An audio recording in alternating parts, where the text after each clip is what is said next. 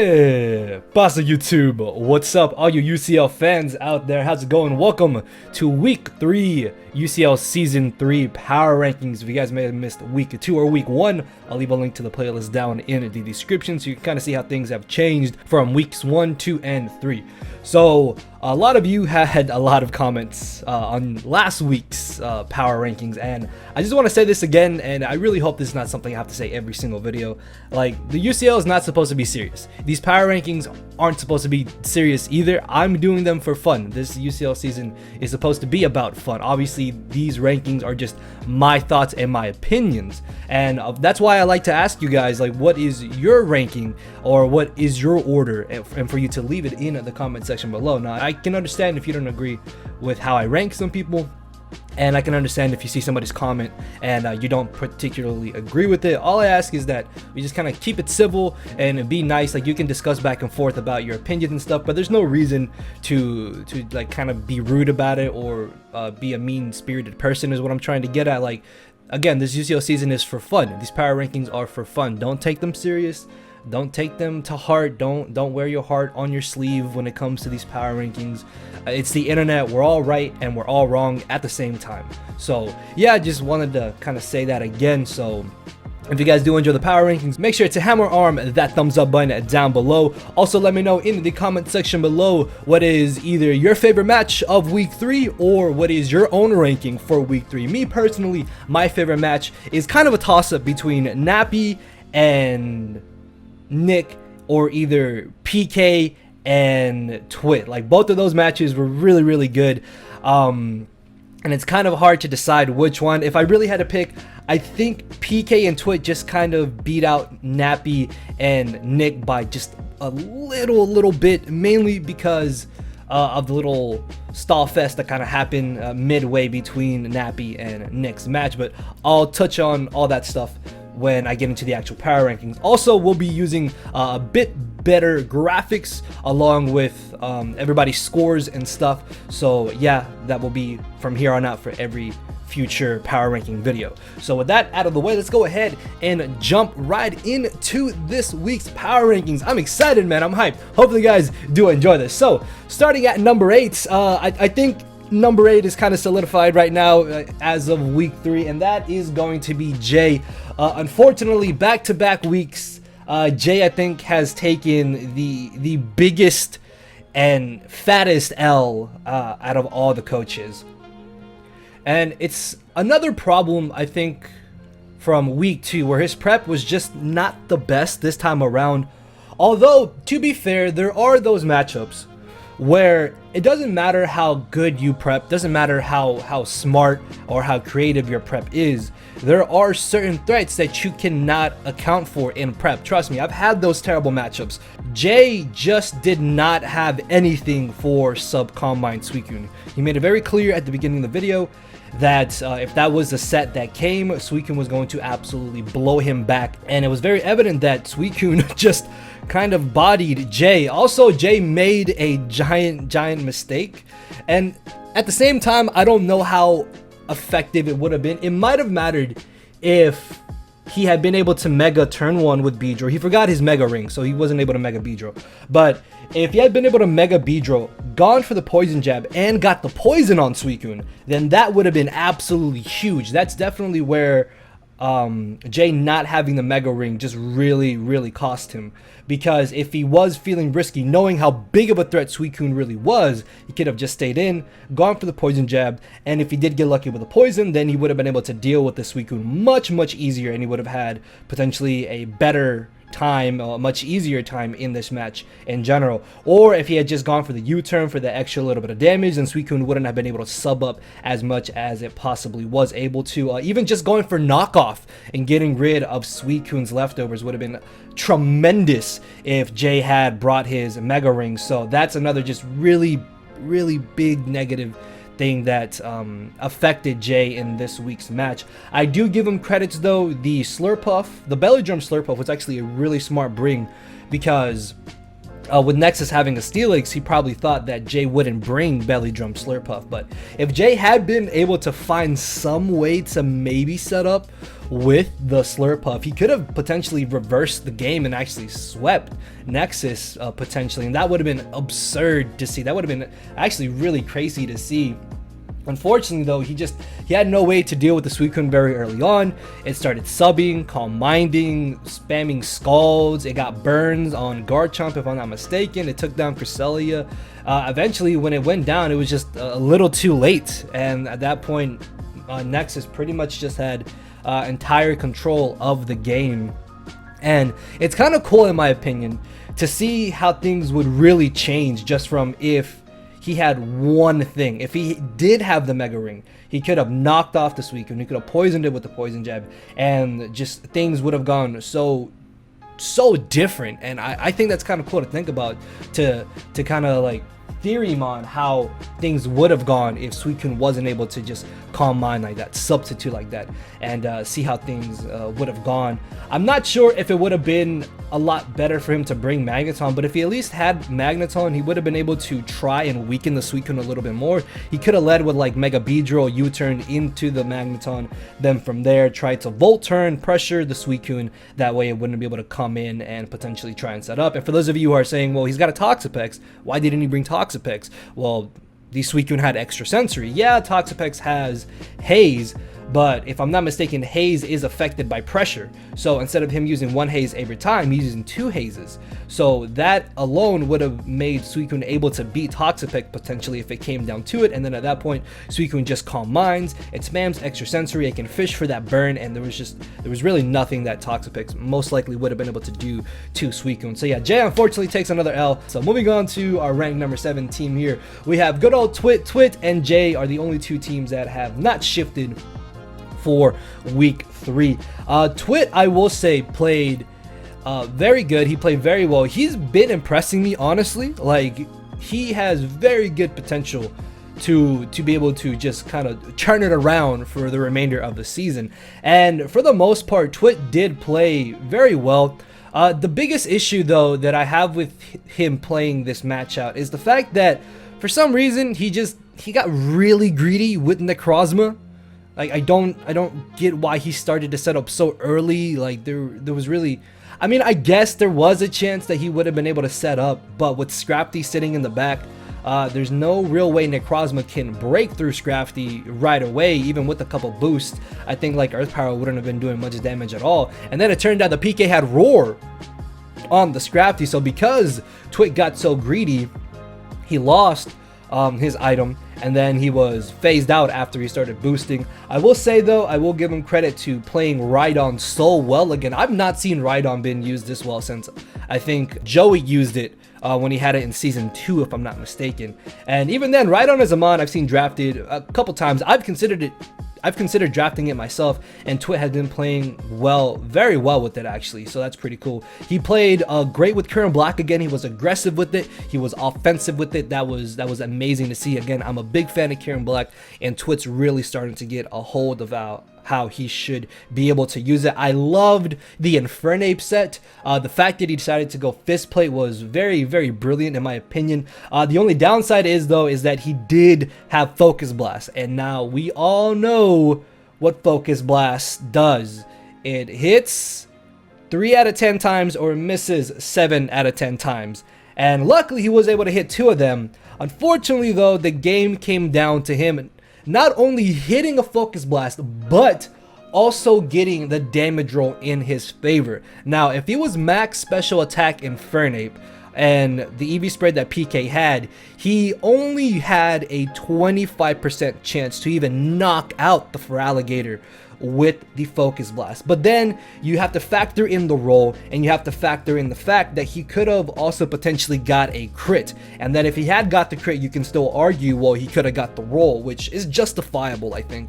So if he had been able to hit that Focus Blast, he had a 1 in 4 chance, a 25% chance to knock out the Feraligatr and pull out the victory for his first win in the season. So He has been very impressive, I think. I really like the Scarf Tapu Fini. I didn't like the fact that I think it was forced to lock itself into defog, if I'm not mistaken, which is a little bit detrimental because that just kind of opened windows for PK to come in. So that was a little bit bad, but for the most part, I don't really have too many bad things to say about Twit.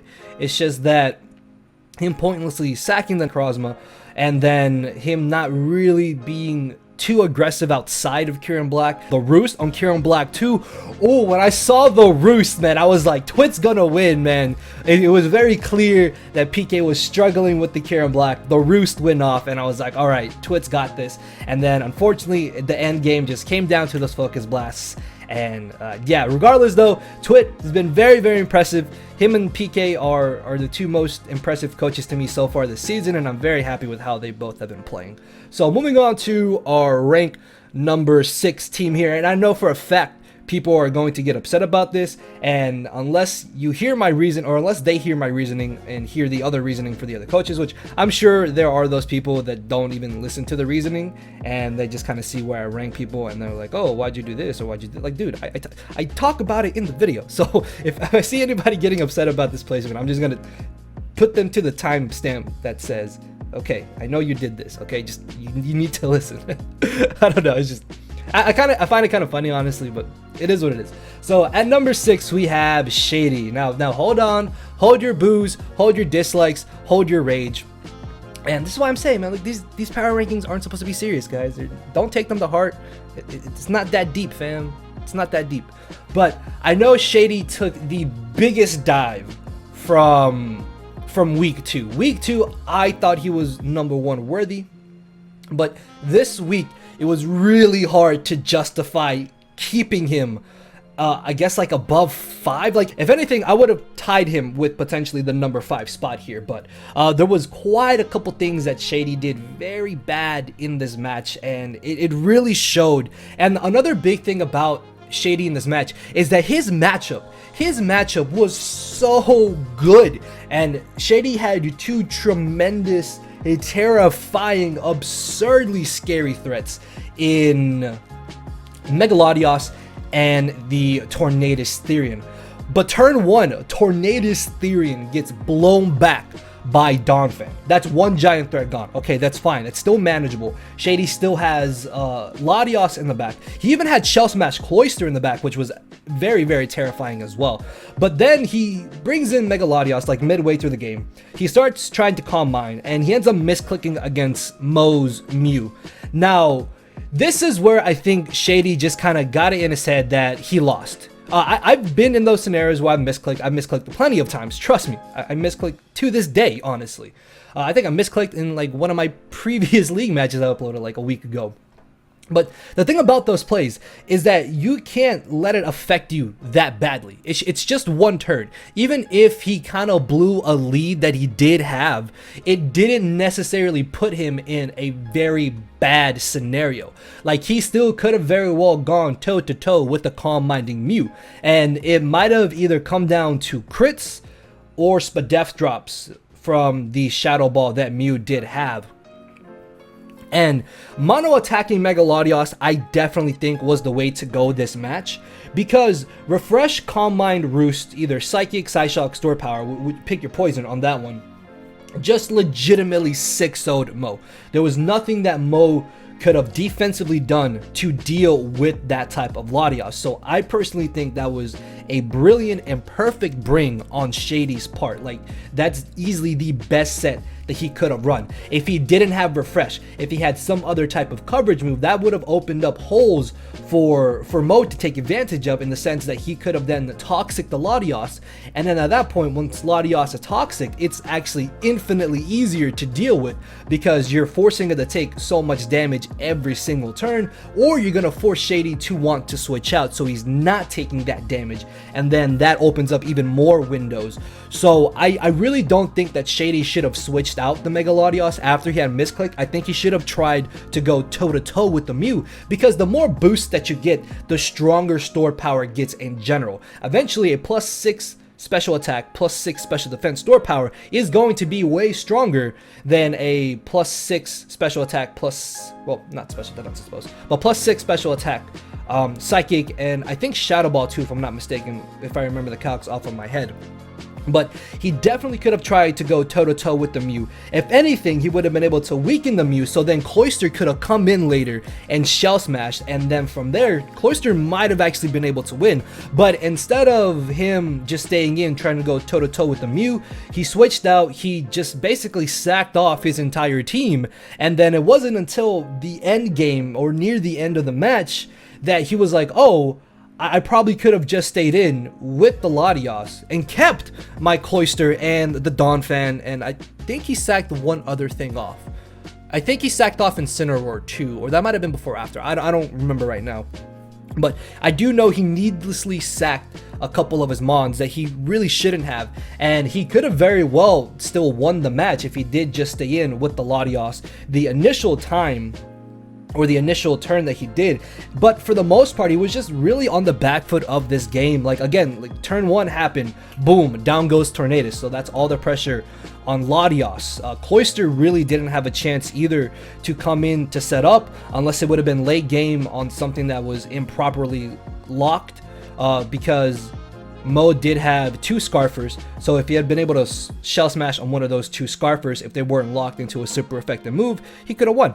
But then Megazard X was also another scary mon for him to deal with, but Megazard X I don't think really had too many free chances to try and set up.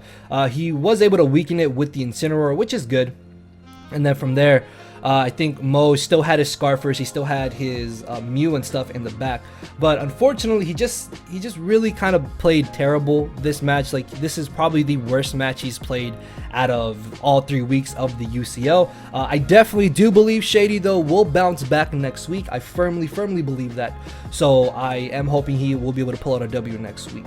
So with that being said, let's transition to our number 5, Nappy. Now, again, Nappy just taking a bit of a dip. I guess some people are going to be a little bit upset about this as well.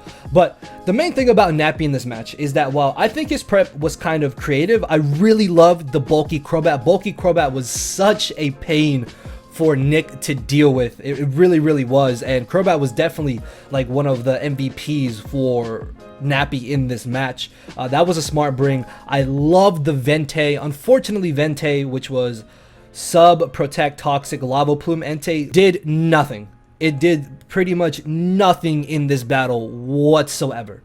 It just kind of stalled with Gligar. That's it. That's literally all it did. Like, you can watch the match. Entei does nothing besides try to burn Gligar and I guess stall out the Rock Tombs. But if it's not able to break through the Gligar, there's not much reason for him to have the set, I guess.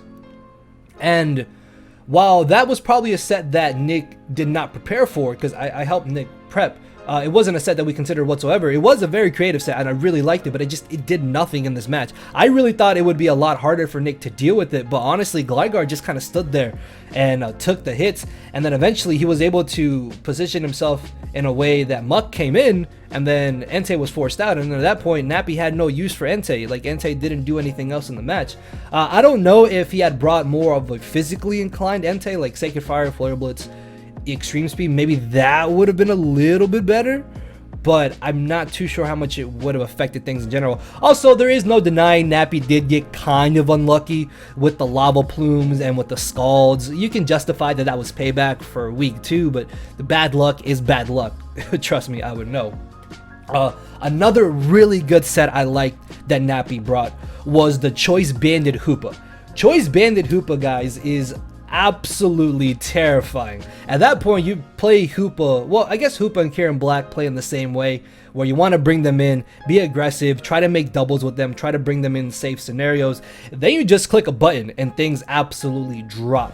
I really wish that he had been a bit more aggressive with the Hoopa. If he had been more aggressive with the Hoopa, I really think that would have helped him out a lot in this match. Also, he had multiple chances to get rid of Gligar, and unfortunately, this was a match where Nappy's prediction game was just not really on point. And again, that's another thing I fully understand. Not everybody is going to play their games perfectly. Not everybody is going to win every single match that they play. So that I don't think is anything bad or anything wrong on Nappy's side. Like, trust me, you're not always going to get predictions 100% correctly. And this was one of those matches where unfortunately he mispredicted more than he did predict Nick, and it was able to show, especially when he was trying to deal with the Gligar. He was able to get in his mons that had super effective moves for the Gligar, but he was never able to read when Gligar would either stay in so he could get hit by the ice move, or when Gligar would switch out so he wouldn't get hit by the ice move. And that's what I think also really just messed Nappy up in this match. He did also forget that when a Pokemon roosts, if it's a flying type, it loses its flying type when it goes for the roost. So the hidden power ice from Vikavolt to Gligar was only 2 times super effective as opposed to 4 times super effective, which is fine. Like, it's little things like that you tend to forget about. I still forget little things here and there too, so I'm not really gonna knock him for that one. But in general, it was just a really, I don't want to say it was a one-sided match, because Nappy did kind of have his moments. I will say he played very well around the Celesteela, although arguably Nick did kind of risk it a little too early. But for the most part, Nappy was just kind of on the back foot the entire turn, and he said it perfectly himself in the video. He said that he was kind of playing one turn behind almost the entire match, and he was trying to find some type of leeway to where he could get momentum in his favor, but he was never able to get the proper footing for him to shift that momentum back in his favor. And then ultimately Scarf Manshao at the end just came in, Stone Edged Entei, Nick sacked off Gligar, then Scarf Manshao always outspeeds Hoopa regardless if Hoopa was scarfed, although we know it was banded, but if it was scarfed, Manshao still outsped it, and then down it went. So yeah, I feel like the biggest hindrance for Nappy in this match was the Entei. While I loved the Entei set and it had a lot of potential, it really did nothing. Again, maybe if he brought a more offensive variant as opposed to a defensive one, he could have done better. Also, his Tyranitar getting burned was a little bit suckish, because then he wasn't able to hit as hard on the physical side, but it is what it is. So we're going to move on to our rank number 4 team. And speaking of our rank number 4 team, here we got Nick, aka Sacred Fire Negro. Now, Nick does shoot up 2 spots from number 6 up to number 4. And I almost had Nick up here at number 3, but the person above him, I think, just made slightly less misplays. Now, that's not to say that Nick didn't play well. Nick played this match very good. There is no denying that from week 1 to week 3, Nick has drastically improved when it's come to how he plays. He made very good predictions, although he did kind of make a couple misplays. Like, there's a few that he really could have made differently, but for the most part, he was able to basically just deal with anything that Nappy had. There is some argument that you can make that the burn Tyranitar did help him out, because he did burn it with the Scald. He also did burn Swampert with the Scald, which I don't know how much that burn on Swampert actually mattered too much, honestly. Did he burn the Swampert now that I think about it? I'm pretty positive he did burn the Swampert, but I don't know if that really ended up mattering too much. He really jumped the gun with Celesteela. Like, Celesteela should have been kept near the back. He autotomized way too early. Even though he was an offensive sweeper set, Entei was nowhere near in range of where he would have been able to get knocked out by Earthquake. I think Nappy also still had Swampert, if I'm not mistaken, so the Celesteela wouldn't have broken through that. Crobat still would have easily lived the hit as well. And then from that point, like, he autotomized, and then he switched out Celesteela on the Entei. If anything, I think he should have definitely just left in Celesteela on the Entei, because then at that point, Entei's getting hit by a max attack, super effective Earthquake. Even if it comes nowhere near close to knocking out the Entei, you're still getting off a huge hit on the Entei, which Entei became a giant problem once Manaphy got really low. And that's another thing. He played very, very aggressive with the Manaphy. I feel like he should have played it a little bit more safe. He also probably could have got up rocks a lot sooner in the battle than he actually did. I think he ultimately got up rocks when it was a little stall fest between Entei and Gligar. So if he had been able to get up rocks a little bit sooner, he might have felt more justified in going straight for the Earthquake against the Entei, and then that also would have pressured the Vikavolt, because Vikavolt would have had to take that extra damage every time it switched in and out, and that could have been very, very helpful because Vikavolt was actually a giant threat to Nick's squad. For the most part though, Nick, very, very impressive this match. Played very well, predicted very well, could have made a little bit better plays. Him forgetting to recycle too with the muck was a little bit bad, because then at that point Hoopa came in and basically just claimed a kill. So all in all, I think Nick was very, very impressive in this match. Yeah, moving on to our rank number 3 team here. We have PK and his Philadelphia for Alligators. So PK, ooh, I have to give a huge clap to PK, man. PK definitely shined in this match. Like I said, PK versus Twit was probably my favorite match of this week, because it was so back and forth, and it ultimately, it could have maybe gone either way, but for the most part, I think if I had to give somebody the advantage, I would have to give it to PK. PK definitely was able to pivot around Twit's threats very well. He was able to ensure that his threats in the back were coming in when they needed to. He was able to apply good offensive pressure. He really shined this match. He made great use of his Garbodor, being able to get up those spikes, force that defog from Twit. He made amazing use of the Delphox. The roar on Scrafty was also just really good. I think the roar on Scrafty in general, that was a great tech. I never would have realized, like, when Twit sent out Necrozma, I'm thinking, all right, he's probably gonna sweep here with Necrozma, but then no,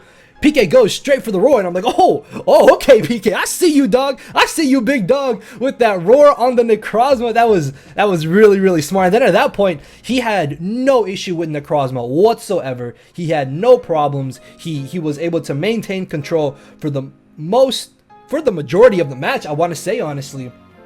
Even when Kieran Black came in, Kieran Black was not able to really be that much of a threat to PK, even though Twit did play it smart. He could have played it a little bit more aggressively, but regardless, PK was able to handle the Kieran Black. The explosion from Garbodor was very surprising, honestly, because it did pretty much no damage. Like, as I said when I went over Twit, like, I really thought that when Kieran Black went for the roost, I was like, oh, okay, you dealt with Necrozma, PK, but how are you going to deal with the Kieran Black? So it goes for the roost, then a couple turns pass, Garbodor comes in on the Kieran Black, explodes, and I'm like, oh damn, PK, okay. I honestly thought explosion would do more damage, but it didn't do as much as I had hoped, but it did enough to where I don't think Twit actually ended up going for another roost again. And at that point, PK was kind of able to shift momentum in his favor. He was able to be aggressive, keep up the pressure, the momentum, and not really let it go, and just applied all that to Twit.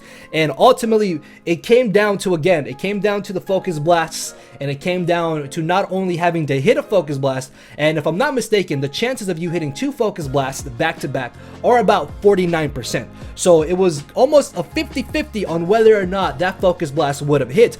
But PK's Feraligatr would have been able to live. It had a 75% chance to live.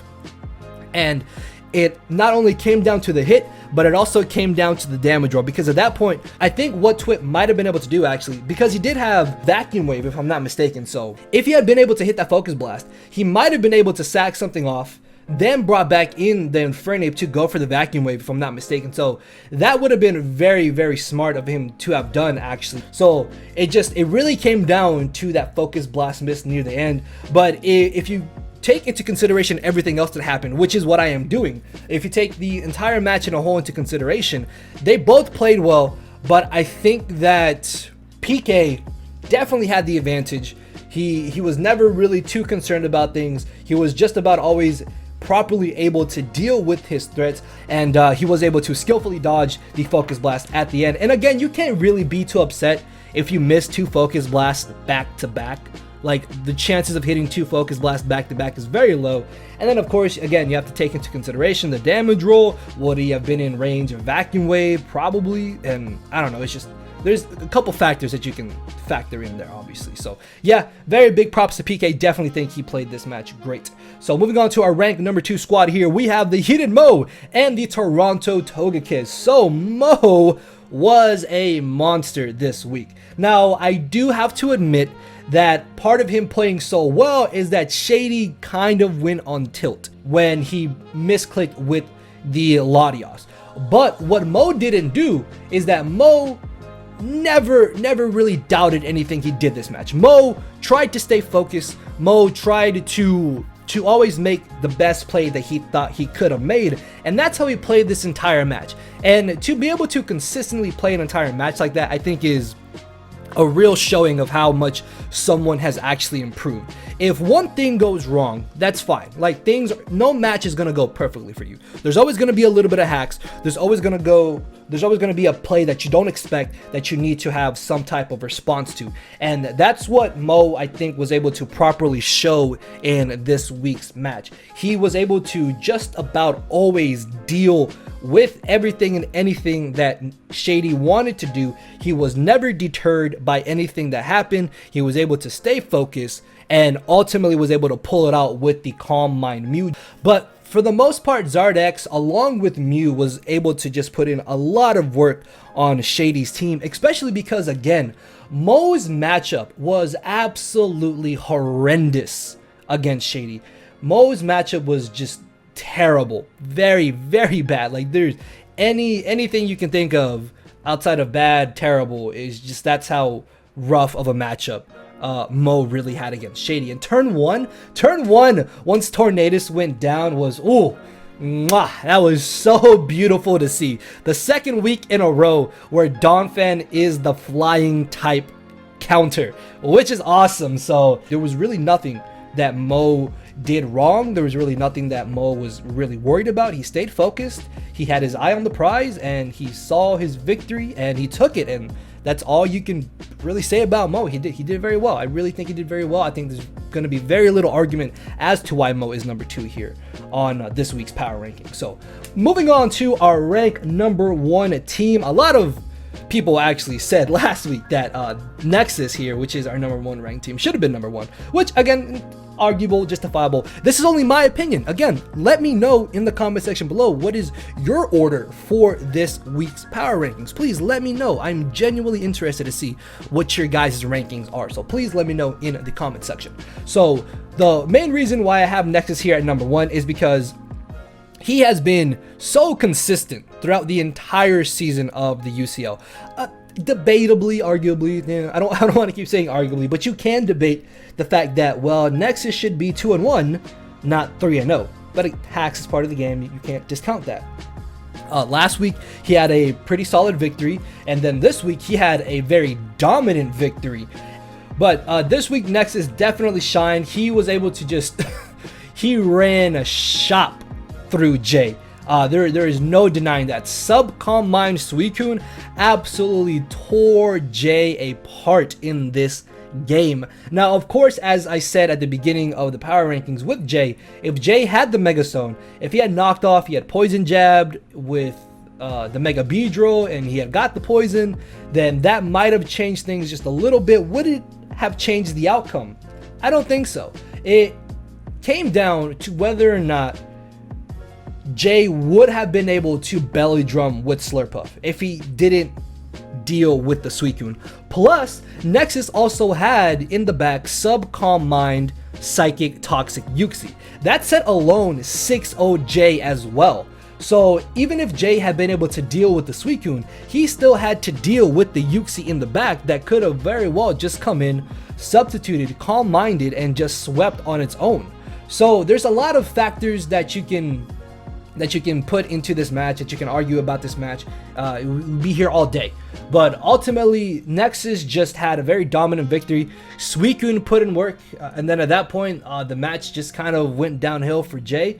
There was not really anything that Jay could have done, honestly. Like, nah, Suicune just weakened so much of Jay's team. It opened up so many holes, and then Nexus, being the smart player that he is, came in, took advantage of them, ensured that Slurpuff was not able to belly drum for free, and ultimately just ended up winning. Not even Blacephalon was able to do anything. Assault Vest, Thick Fat Snorlax absolutely shut that down, and then Slurpuff tried to come in, was not able to get the free belly drum, and then Nexus just won. So yeah, not really too much to say about Nexus. Definitely had a dominant showing this week. He's proven that he is going to be able to continue to dominate this season. And honestly, again, if I had to put money on somebody making playoffs, it would definitely be Nexus. And yeah, guys, that is going to be the power rankings for this week. Again, I know some people are going to get upset. I know some people are going to ask me why I have this person this person that, and if I didn't have somebody in a certain rank, then other people would comment why I have that person in that rank instead. So it's kind of like, I don't want to say it's a lose-lose situation, but either way, it's nice to see what your guys' thoughts are. It's nice to see what your guys' own power rankings are as well. So thank you for all the comments. Thank you all for the support, guys. I will see you all next week on Monday with the power rankings for week number 4. Also have a very special draft league video going up tomorrow that for those of you who are newcomers to the format, it may be something that you're interested in watching. So definitely be on the lookout for that tomorrow. And with that being said, I will see you all next week, guys. Love you all. Thank you all for watching. Later, everybody. No matter where you're at, I'm not here to make friends, it's time to attack and deplete your HP with a final smash. Don't make me turn around and pull a 6-foot hacks. 6 foot hacks, hacks. Yeah. 6 foot hacks.